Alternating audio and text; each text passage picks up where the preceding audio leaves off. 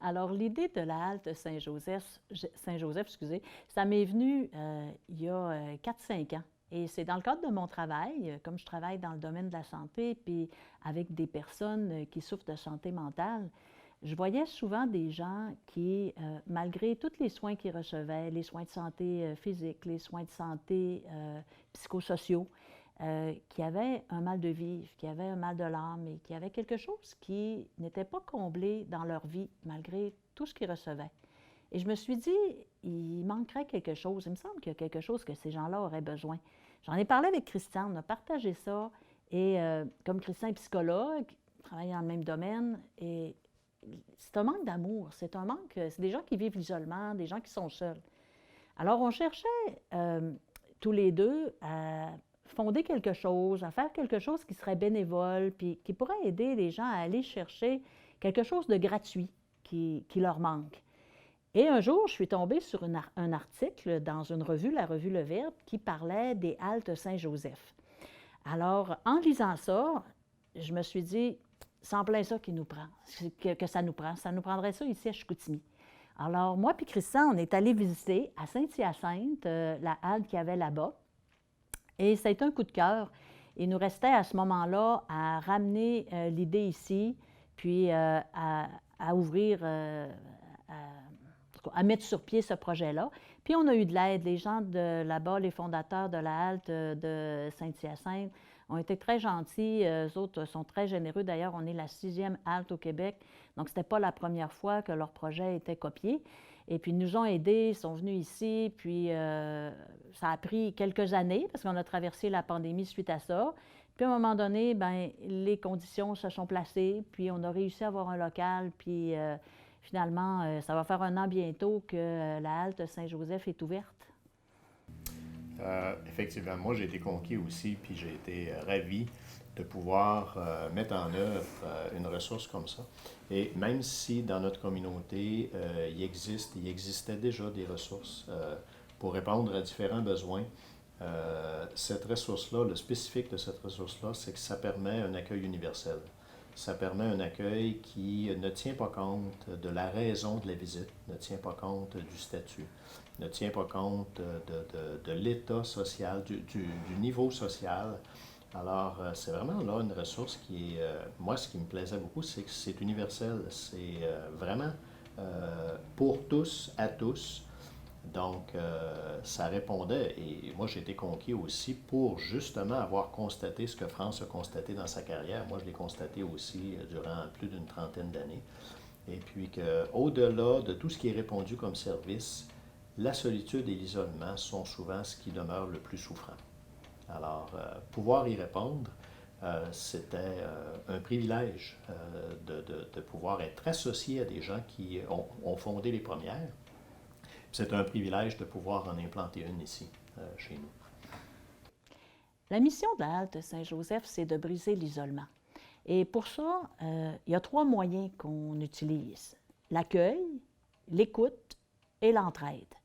Donc,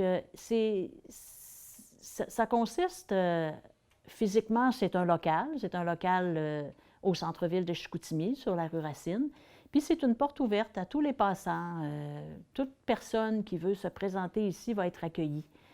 Et la halte est tenue par des bénévoles. Donc, les personnes qui s'engagent ici s'engagent gratuitement.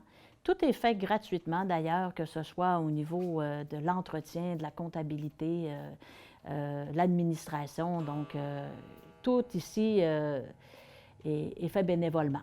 Donc, nos bénévoles sont sur place et ils sont là pour accueillir les gens avec amour, avec chaleur. Et ils sont là pour... on offre un café, on offre une galette, bien souvent. Ça, c'est des moyens qu'on utilise pour entrer en relation avec les gens. Et le but étant justement de devenir les amis des personnes qui viennent ici. D'ailleurs, au départ, on dit c'est des visiteurs. Nos bénévoles, on les appelle les missionnaires parce que quand on est ici, on est en mission. Et puis, les gens qui rentrent, on les appelle des visiteurs. Mais après quelque temps, quand ça fait quelque temps qu'ils viennent, c'est pas long qu'on les appelle nos amis parce que ça devient les amis de la halte. Et il y a vraiment un lien qui se forme entre les bénévoles et les amis qui visitent.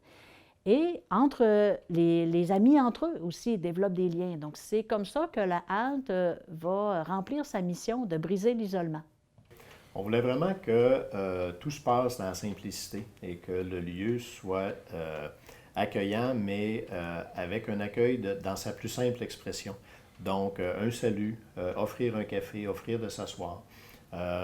Certains vont parler plus, certains ne parleront pas, certains vont juste se bercer en observant. Et puis, moi, je pense que peu importe la façon dont vont s'installer les visiteurs, chacun va dans ce lieu-là y trouver son compte. Et chacun va trouver finalement une façon d'entrer en relation.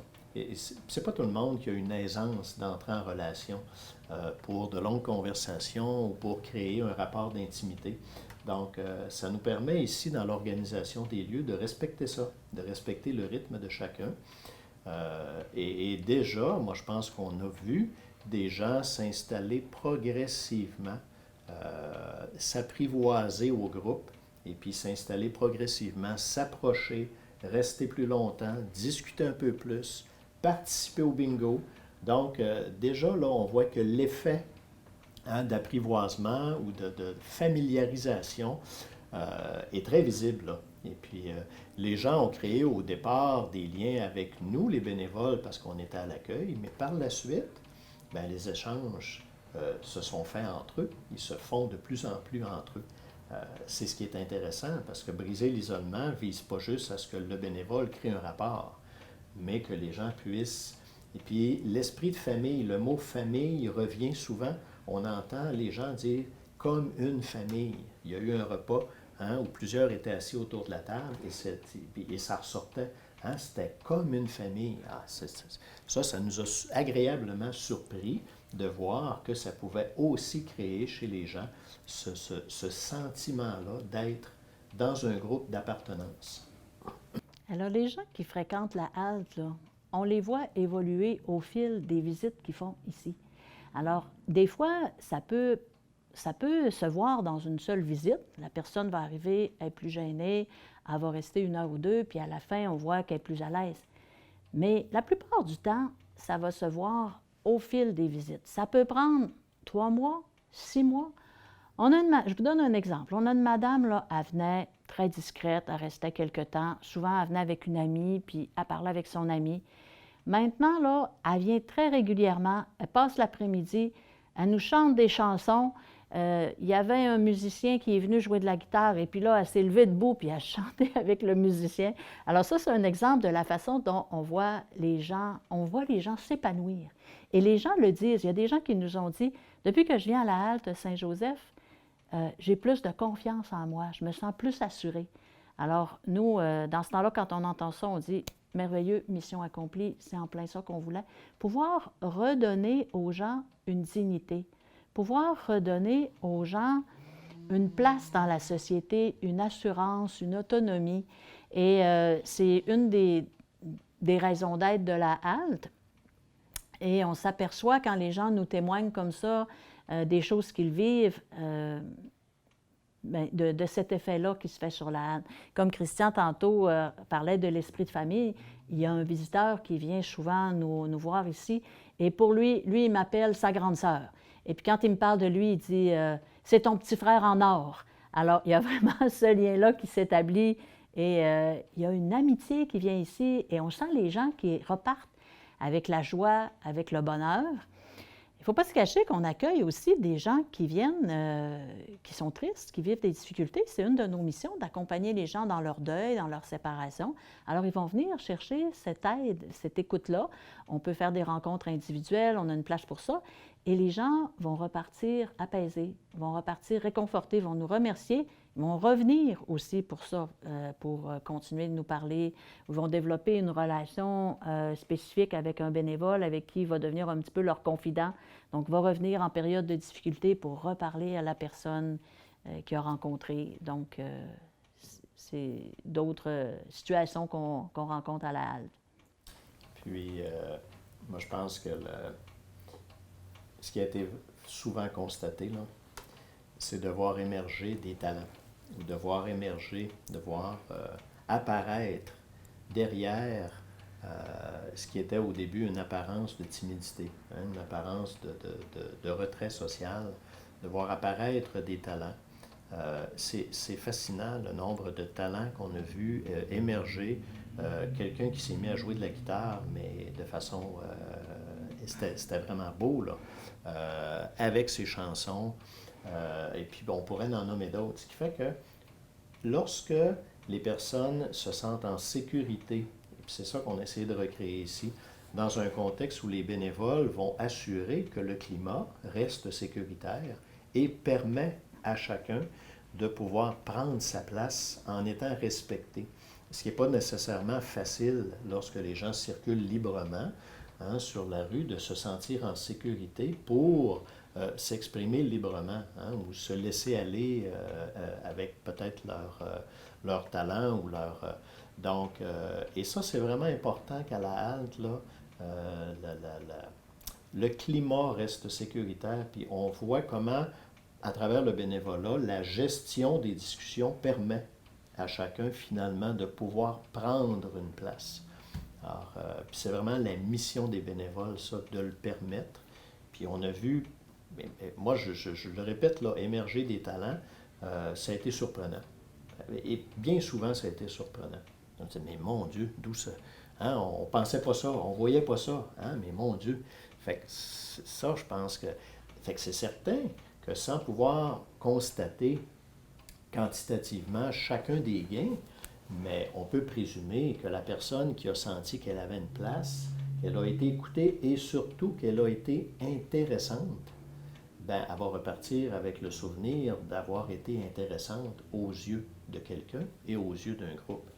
Alors ça, quel cadeau on peut faire que la personne puisse se sentir avoir une valeur aux yeux de d'autres et intéressante.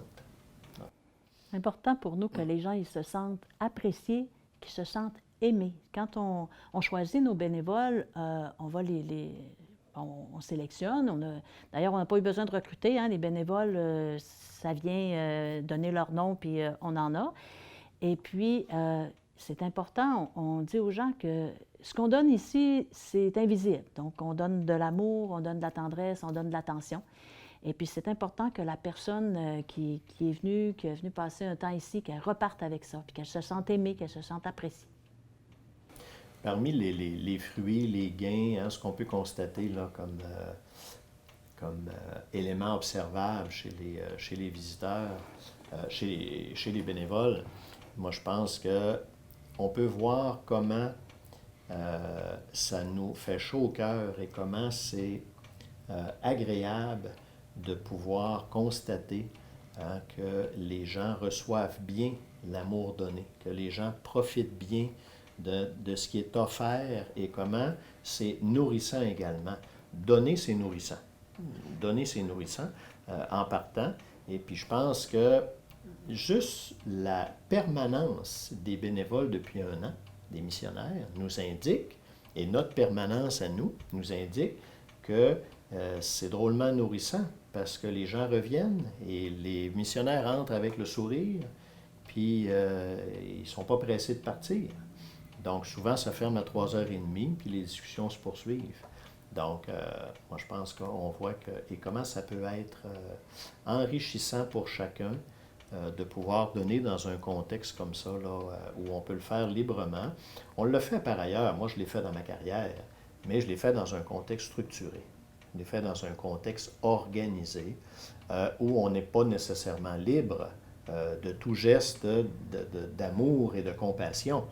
Donc, ça se fait dans un cadre et ça se fait avec une rigueur, si on veut, un peu plus déontologique. Ici, c'est la simplicité du geste d'accueil. Et ça fait du bien de pouvoir le livrer aussi simplement que ça. En tout cas, moi, je parle pour moi, là, c'est vraiment là, un cadeau que je me fais régulièrement. Ce que ça m'apporte le plus, personnellement, c'est vraiment l'occasion de mettre la charité chrétienne en pratique. La halte Saint-Joseph, là, c'est vraiment un terrain pour ça. C'est sûr que dans mon travail de médecin, puis surtout en santé mentale, je suis là aussi pour... Il y a du don de soi, je suis là pour aider les gens, mais je suis payée pour ça. Ici, c'est la gratuité. C'est la gratuité et c'est de pouvoir donner aux plus petits. Hein, ce que vous avez fait aux plus petits, c'est à moi que vous l'avez fait. Alors, quand on vient ici à la halte, bien, c'est la porte ouverte sur la rue. C'est directement au centre-ville, secteur où les gens... Alors, on ne se cachera pas que les gens qui fréquentent la halte, ce n'est pas les gens les plus favorisés. Alors, c'est vraiment cette possibilité de pouvoir donner gratuitement, donc de mettre la charité chrétienne en pratique et de voir dans chaque personne qui entre ici par la porte que ça puisse être le Christ qui vient nous visiter. Et moi, j'ai été surprise de voir combien de bénévoles avaient le goût de venir et comment c'est ce que les gens recherchent, de donner d'eux-mêmes, de pouvoir donner d'eux-mêmes à des gens dans le besoin. Et lorsqu'on rencontre une personne, un bénévole qui a ça au cœur, c'est extraordinaire ce qu'on voit ici à la halte, ce qui peut se passer entre les gens qui donnent, les gens qui reçoivent. Et on s'aperçoit que les bénévoles comblent autant leurs besoins que les visiteurs. Alors, c'est vraiment quelque chose qu'on s'est aperçu en cours de route dans la mission de la halte. On a, d'abord dans cette première année-là, constaté très rapidement, au fil des premiers mois, la raison d'être de la halte et l'importance de la halte, ce qui fait que dans toute l'année qui s'est déroulée, au fil des événements, parce qu'on a fêté des fêtes spécifiques, là, à Noël, la Saint-Jean-Baptiste, il y a eu Pâques, et on s'est rendu compte au fil de l'année que d'abord, il y avait un accroissement des visites, donc, et il y avait un accroissement des gens qui revenaient visiter, donc il y avait une augmentation de leur présence continue. Et ça nous a effectivement dit que ça devait être maintenu. L'accroissement des visites et des visiteurs nous a en plus informé qu'il faudrait agrandir. Donc, il a fallu partir à la recherche. C'est une recherche facile parce que l'offre nous est venue de pouvoir agrandir le local.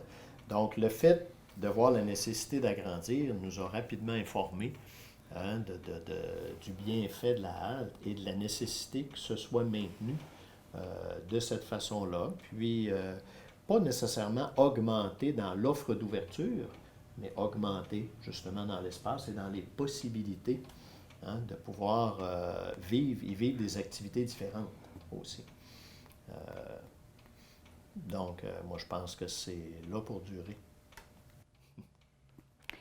Moi, je dirais que ça a été une école, ça a été un apprentissage pour nous qui sommes les fondateurs, pour nos bénévoles qui ont été au départ quelques-uns à nous faire confiance. On était une dizaine au départ, des amis, des gens qui nous connaissaient. Fait que ça a été un apprentissage, tout ce monde-là ensemble.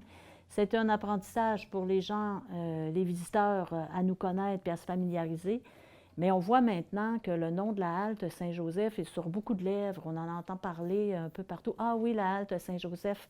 Alors on voit maintenant que c'est une mission qui prend sa place au centre-ville. C'est une présence qui se fait sentir.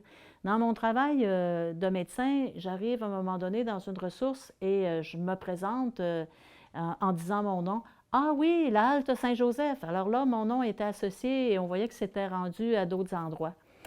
Ça a été aussi un apprentissage d'abandon, de faire confiance et de faire confiance à la volonté du Seigneur parce qu'on est parti à rien, on est parti avec pas un sou. Et puis, on fait confiance aux donateurs et le Seigneur envoie les bénévoles, le Seigneur envoie les gens, le Seigneur pourvoit. Et ça continue alors que j'ai un peu de misère à m'expliquer pourquoi, mais puis on voit que ça prend de l'ampleur. Alors, c'est extraordinaire.